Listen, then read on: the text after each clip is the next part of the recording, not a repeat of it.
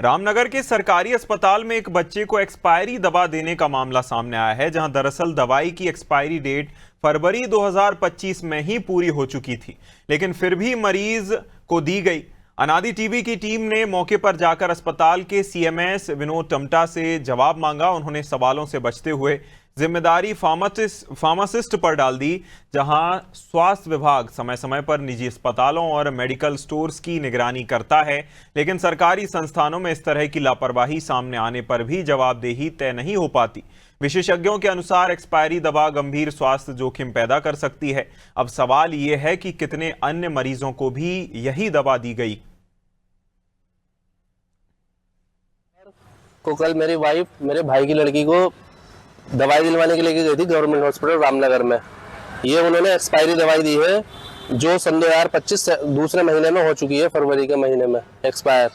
इतनी लापरवाही से कैसे हो रहा है गवर्नमेंट हॉस्पिटल में काम? ये अगर ये हमने सील भी नहीं खोली, अगर हम देखते नहीं और पता नहीं कितने जनों को दी जा रही है, जो बच्चों को भी पिला रहे हैं अपने, इसकी जिम्मेदारी कौन लेगा? फिर वो जांच का विषय बन के रह जाता है, कोई घटना घट जाती है तो। नहीं, जैसा कि अभी आपने बताया कि एमॉक्सिसिलिन सिरप जो है वो एक्सपायर्ड दी गई करके, तो उसके लिए हमने फार्मासिस्ट को तलब किया गया। तलब उससे मौके से पूछा किया उससे, तो उसने कहा कि जो बाकी वो एमॉक्सिसिलिन की सिरप की दवाई दिखाई मेरे को दिखाई, वो तो 26 की है। एक पता उसका उनका कहना है कि पता नहीं कहाँ से आया, लेकिन हाँ उनको ये नोटिस जारी कर दिया गया है, हाँ कि एक्सप्लेनेशन कॉल कर दिया गया है कि जो आप स्पष्ट कर दें कि एक एक्सपायर्ड दवा कहाँ से आई, कैसे आई ये, और उनको मौखिक रूप से चेतावनी दी गई कि भविष्य में आइंदा इस तरह की गलती दोबारा पुनरावृत्ति ना होने पाए, और सुनिश्चित करें कि जो स्टोर से आप दवा तो कोई भी दवाई लेके आ रहे हैं उसकी date of expiry, manufacturing date जरूर नोट कर लिया जाए। इसका कड़ाई से पालन किया जाए करके ये नोटिस हमने जारी कर दिया है। और ज्यादा जानकारी के लिए हमारे साथ सोनू सिंह लगातार बने हुए हैं।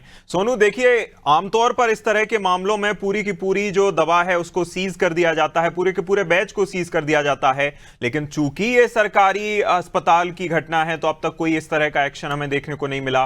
क्या जानकारी सोनू? देखिए, मामला बहुत गंभीर है अभिनय, और किसी भी सरकारी सिस्टम से जुड़े अधिकारी और कर्मचारी को ये अधिकार नहीं दिया जा सकता है वो किसी की जान के साथ खिलवाड़ करे।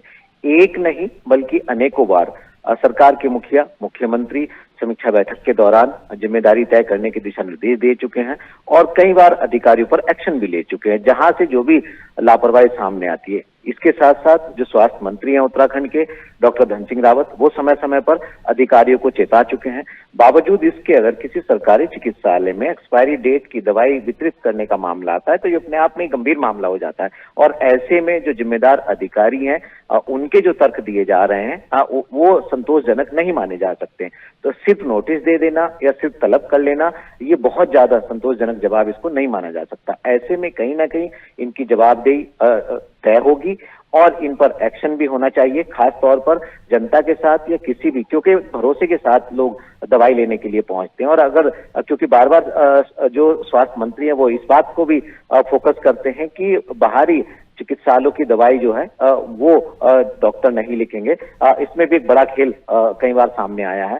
सरकार की तरफ से चेताया जाता है, हमेशा जिम्मेदारी तय करने की बात की जाती, लेकिन अधिकारियों की मनमर्जी देखिए कि वो जरा सा भी ध्यान नहीं देते, अपनी जिम्मेदारी को गंभीरता से निर्वहन नहीं कर रहे हैं। ये अपने आप में एक बड़ा सवाल है। अब ये देखना होगा कि आखिर इस चिकित्सालय के जो प्रबंधन तंत्र है उस पर किस तरह से एक्शन लिया जाएगा, कब तक इसकी जवाबदेही तय की जाएगी और आगे इस तरह की चीजें रिपीट ना हो, ये सुनिश्चित किया जाएगा। विनय, बिल्कुल, कहीं ना कहीं एक्शन तो होना ही चाहिए, क्योंकि इस तरह के मामलों में आप जो दवाई है एक्सपायरी डेट के बाद वह सीधे तौर पर एक धीमा जहर बन जाती है।